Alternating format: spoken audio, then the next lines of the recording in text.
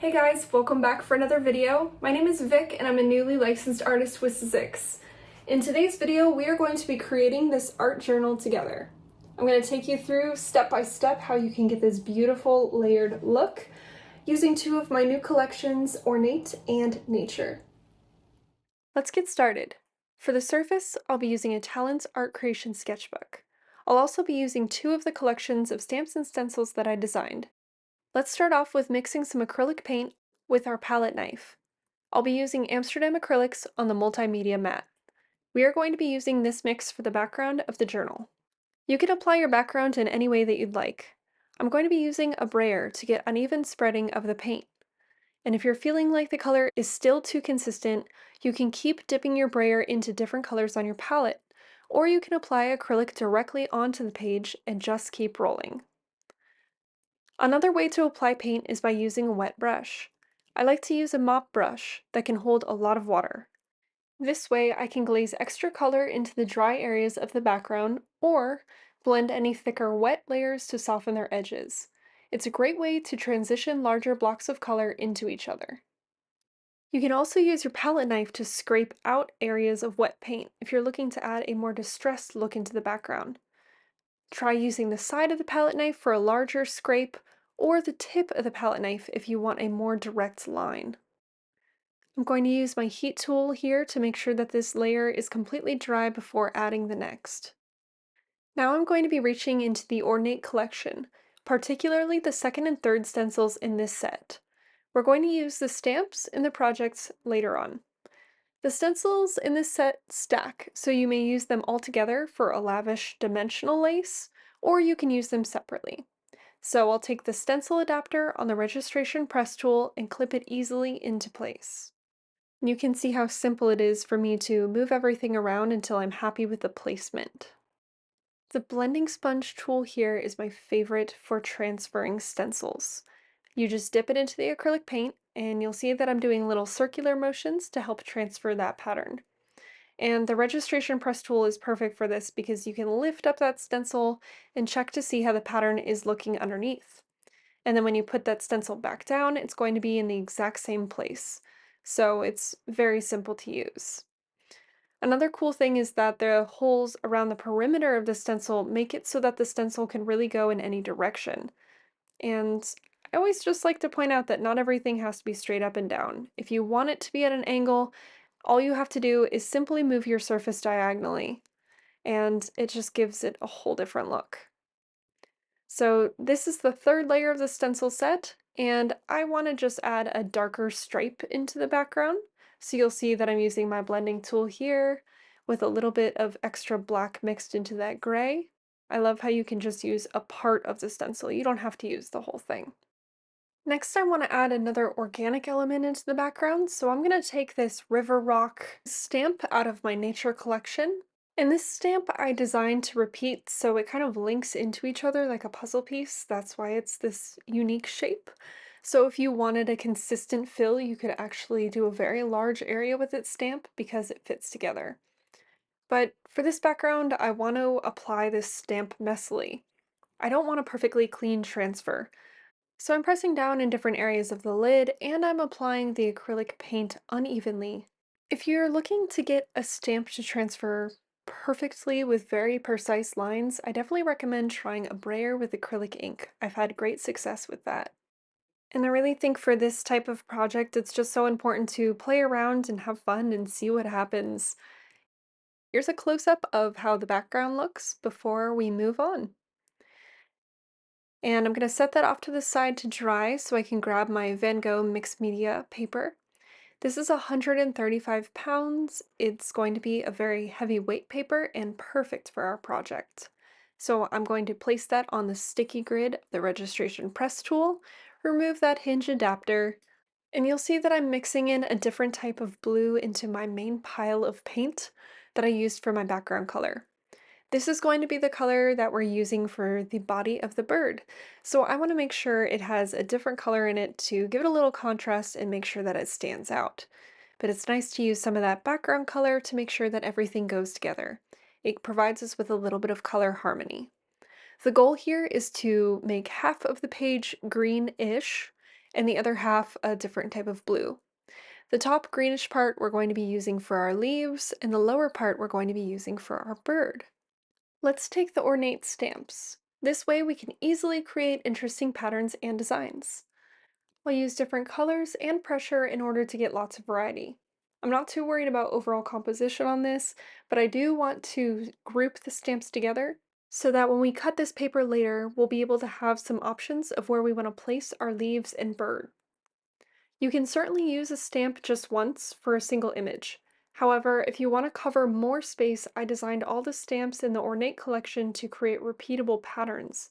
Some of these stamps interlock, allowing you to fill larger areas with a cohesive design. Some of them repeat horizontally or vertically, and some do both. What's so great is the stencils work the same way. So if you're working on a project that's larger than 8 by 5 inches, the stencils will extend both upward and outward. Once you're done stamping, go ahead and peel up that piece of mixed media paper and we're going to let it dry off to the side.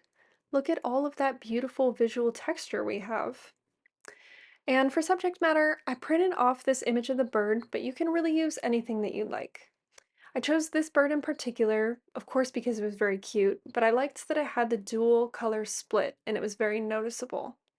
This is a great technique for creating your own birds or butterflies or really anything that you like, especially if you're not so confident with your drawing skills just yet. So after you cut out the shape of the bird, go ahead and place it where you want it to be in your composition. And then you can take a pencil and start to place where your tree branches are going to go. One thing that's so wonderful about acrylic is that you're able to layer things up very easily. Graphite works beautifully on top of acrylic, so if you're not happy with where you placed your tree branch, you can always erase it and try again. Before we move on to the next step, I'm going to use white acrylic ink to add splatters onto my background. This works wonderfully for splattering because of its fluidity. Try adding water to get even more drops. If there's anything else that you want to do to your background, now is the time. We're going to be adding the branches next, so make sure to get on any final details that you'd like to. I'll be mixing a couple of different earthy colors for my branches. I want them to be darker so that they have a very nice contrast against the colors of the page. And I'm not really going for any shape in particular, I just want the branches to be organic and loose. The main thing to keep in mind when painting branch shapes is that you want them to be a little bit thicker at the base or wherever they meet the main branch.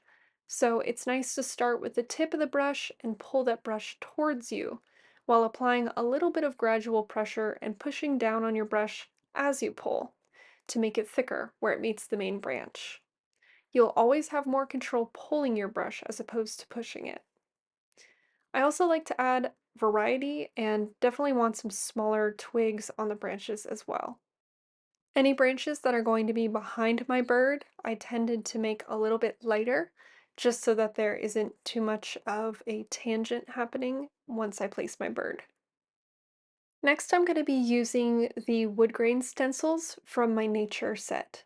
All three of these stencils can be used individually, or you can stack them up to get a very full, beautiful wood grain pattern. We're not going to be doing that today because these branches are just a little bit too thin. I'm just going to start off with the second stencil, and you'll see I'm going to use some scrap paper to mask off the surrounding area. You could do this with a low adhesive tape if you really want to make sure that nothing gets underneath. Next, I'm going to be using my blending sponge tool to apply the paint. And I'm going to use a different color that has a good contrast to make sure that that wood grain texture really pops. So wherever the branches are darker, I'm going to use maybe a little bit of white and yellow mixed in with the brown. And wherever the branches are lighter, I'll use a little bit of a darker brown mixture, perhaps even with a little bit of black. And it's fun to do a combination of everything, it doesn't have to be one or the other. I think mixing colors and having it just be more organic gives it more of that wood look. So you can layer these textures if you want to, or you can always go in with your brush and add a couple extra lines to tie it together. Let's set the sketchbook off to the side and focus on making the bird. You'll see that I'm positioning my bird in a couple different ways to kind of find out what pattern I want to go underneath. Then, once I've figured that out, I'm just going to use a pencil to trace out the bird. We'll follow that up with some scissors to cut out the shape. And I really like using the Van Gogh mixed media paper because of that higher weight. It allows you to paint lots of layers on it, but it also keeps its shape pretty well. And if there's any areas that you want to add to your stamp, you can still do that. You'll see that here I added a little bit of a silver stamp onto mine just to give it some extra dimension at different angles. Let's take the printed photo reference and cut off the lower white part. That's going to act as a guide for what we want the lower part of our bird to be. And once you have that all cut out, you can test fit it to see how it looks. Make any needed adjustments. It actually looks really cute. In fact, you could probably just use that if you wanted to, or if you would like, you can use something reclaimed. I love using vintage papers, newspapers would work perfectly, but since it's a songbird, I thought it would be really cute to use sheet music. I'm just tracing the outline of the white portion from the reference of the bird onto the sheet music. And then I'm going to cut that out. When working with older papers, you have to be a little bit more careful. And if you want to use sheet music at home and you don't have any, you can always print some off as well and just age it with a little bit of brown acrylic paint and some water to make it look older. There's just endless options of what you can do, and that's what I really love about a project like this. So after test fitting everything and making sure it looks good, I think that it looks a little bit too separate from the blue background. So what I'm gonna do is take my blending sponge and add a little bit of extra white onto the paper. I want the bird to have a very high contrast against the background, but I also think it's going to help kind of make it look more harmonious within the sketchbook. And you'll see that I'm using it directly on the sticky grid. I love doing this because it holds everything nice and flat in place. So after drying it off with my heat gun, I'm going to use my pencil to draw on the eye, and then I'll follow up with a little bit of black paint to fill that in. And after I've cleaned off my brush, I'm going to dip it into the white and put a highlight on there. Let's reach back into the nature set and grab out this illustrative flower. I'm going to be using an Ecoline brush pen to apply this stamp. The reason that I'm using the marker as opposed to acrylic paint is because the liquid watercolor, which is a dye base, is very transparent. So it's going to give me a beautiful, light, transparent effect. And I know that the line art is also going to very cleanly apply. So let's put a couple of different stamps on the body of our bird here. It's just going to give our bird's body a little bit more of a layered look. And now I'm very carefully going to peel this off of the sticky grid paper. And I'm going to use some glue to adhere the two parts of the bird together. I like this glue because it's pH neutral, so I know it's not going to yellow over time. But you know the deal, use anything adhesive to get those two parts of the bird together. I'm just going to use a little bit of acrylic paint to add on some extra details. It's going to fill in the beak and add some darker color on the face. The oxide black and the titanium white are going to be very opaque and cover whatever's underneath. So if you want to layer over an area, it's very easy to do. And if you want the color to be more transparent, all you have to do is add more water. So let's see how our bird is looking on the background paper. We're going to position that exactly where we want it to go, and let's glue it down. And then we're going to go back over to our mixed media paper and we're going to start cutting out some leaf shapes. One of my favorite things to do while cutting out from this mixed media paper is focus on some areas that are darker and lighter. We want a lot of different variety. You also want variety in size, so make some larger and some smaller. So once you have all your leaves cut out, you can position them wherever you'd like them to go.